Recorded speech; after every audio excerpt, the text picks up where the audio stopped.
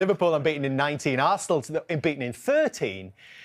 But is that enough, Micah, given the pace that Liverpool are setting? Do they have to turn some of these draws into victories? Yeah, I think you're looking at that Chelsea you expect, but you go down to maybe the Fulham. Fulham have been doing so well, but the Everton game, that's the game that they should have won. It felt like a bad one for Arsenal at the time, but I think today is a massive game, not just because they're playing against Man City, but they can put a marker down. If they were to win today, that would give them belief to think we can win the Premier League. I don't think they will. I've said it from Christmas time. I think Liverpool are just so strong. I think Liverpool are managing to win games and not having to play that well. I think their key players in Van Dijk and Salah, even Gravenberch in midfield have just been the difference. But they can lay, a marker down today. I'm excited to see how the game pans out. Have we seen, Thierry, this problem developing for Arsenal, if you like, this season? They don't seem to have any problem putting away the weaker sides in the division. If you look on the right-hand side there, they've won 11 of 12 games against the bottom half. But against the top half, just 2 wins so far in 11. And those 7 draws. And just to put that in a bit of context, the champions of the last 10 seasons average about 5 draws. Arsenal have got to 8 already. Is this what's going to cost them?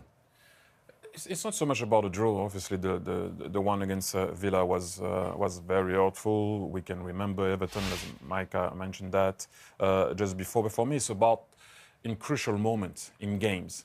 And I know it didn't happen this year, but last year against Villa, this year against Brighton, I saw a team who was thinking way more of Mitoma against Brighton than winning the game. Winners win. You're going to have to eventually, obviously, you play against Mitoma. You can't have you being on the ball and don't have the offensive balance right. We understand that, but you can't think about Mitoma more than you winning the game. Same last year against Villa. 67 minutes, you take Odegaard off to put Jorginho on to win the game. It's 0-0. Winners win. And the big coaches and the big team in the history finish with 4 strikers or 3 strikers or try to win the game. So I think that's something that we don't do well at times. I'm not talking about when we're losing or when we're winning and it's clear to see who you need to change and what needs to happen. I'm talking about the 0-0, the 1-1, 15 minutes to go. And I think sometimes we're thinking more about let's not lose it than going to win it. Well, Thierry, I said, I think the last time probably I was here a couple of months ago, I mentioned the fact that Mikel Arteta, it almost feels to me like the Arsenal team's almost... The similarities, let's say that, to a sort of a Jose Mourinho type of trying to win. Now, Jose Mourinho's type of winning, you can still win that, but do you think there's almost like a lack of adventure from Arsenal when the game stays in a tight situation? I think after the first title that we lost against Man City, I think it did hurt a lot of people at the club, especially Mikel, and you saw that he went into big games a different way. Before it was all offensive and suddenly it became a bit more, let's not concede and then we can always score, to now being a team that's very good on set pieces, by the way, and is outstanding. Let's not be upset about that. But it's not the same way. Odegaard used to run the show. He doesn't run the show anymore. He's not, the ball doesn't go to him often. He goes way quicker on the wings at times to try to maybe find a corner or a free kick. I don't know. But what I'm trying to say is that did hurt. I think Mikel and Arsenal that first year, because you could see, again, I'm going to repeat myself, but it's very important. You cannot go to win a title and think about not losing games in big moments. Very interesting to see their approach today against a City side that some would say, Micah, are showing signs of a resurrection. I mean, they've been a lot better recently. You see the results here. I think that Leicester game, Leicester actually could have scored a few goals. West Ham, similar, but they got over the line. Brentford, I mean, they give up that 2-0 lead, didn't they? Ipswich was a good win. And then Chelsea last week, but remember that chance with Cole Palmer? They could have went 2-0 up, could have been the difference. I think they're still struggling, especially in the midfield, obviously missing Rodri, but it's the energy for me with Man City. I think at times, a lot of people would say they're more interesting to watch now because at times people branded them boring, but I just think they're missing something in that midfield area. I think at times they're too easy to play against.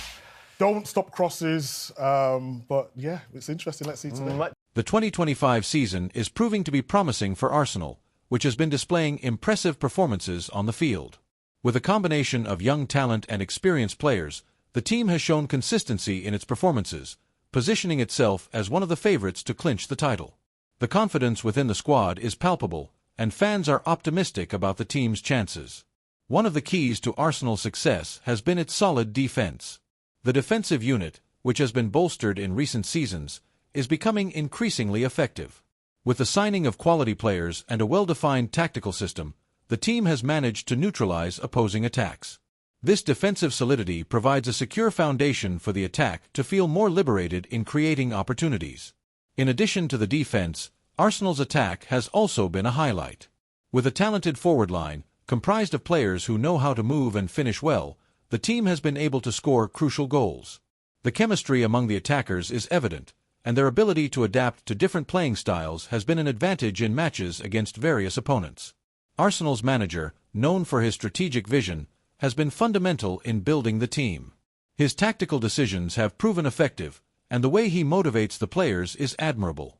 He has managed to create a positive work environment where everyone feels valued and willing to give their best.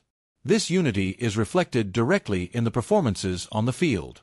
The direct confrontations with title rivals have also been favorable for Arsenal.